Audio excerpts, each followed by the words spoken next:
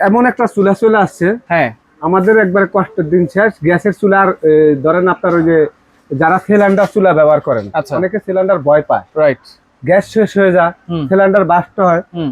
বাংলাদেশে একবারে মিয়াকো ব্র্যান্ডের মিয়াকো। আপনি দেখেন বাজারে আমাদের গ্যাস গ্যারামে যে আগে পাতিলগুলো আমরা ইউজ করতাম, ঢাকার শহর ইউজ করে, রাইট। একবারে যে গর্ত যেগুলা 20 টাকা 30 টাকা 40 টাকা 100 টাকা দামের যে পাতিলগুলা, হ্যাঁ। এগুলো নাকি কারেন্টের চুলা ব্যবহার করা যায় না। আচ্ছা আচ্ছা আচ্ছা। অনেকে বলে ভাই নড়াচড়া করে, ভাত রান্না হয় না, পাতিল কাইট হয়ে পড়ে যায়, হিট সময় বেশি লাগে। হুম।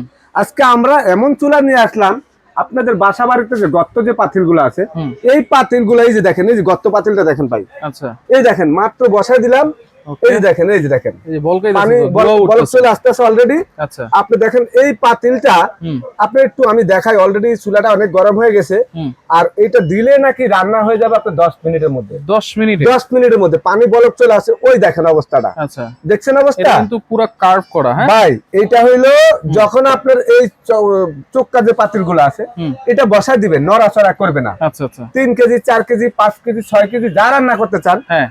এরকম বড় বড় গর্ত পাতিল ছাড়া কিন্তু এখন রান্না হয় ভাই না। আরেকটা কথা, অনেকের বাসায় তো এরকম সমান হাড়িও আছে, এগুলো কি বসানো যাবে? ভাই একবারে ইজি ভাবে আপনি এরকম সমান পাতিল বসাইতে এই পারবেন। যে এইটাও বসে গেছে একদম এটা বসে যাবে। আমি আপনাদেরকে একটু দেখাই, হুম। পানিটা কিন্তু বলক চলে আসছে, দেখেন একটু দেওয়ার সঙ্গে সঙ্গে। রাইট।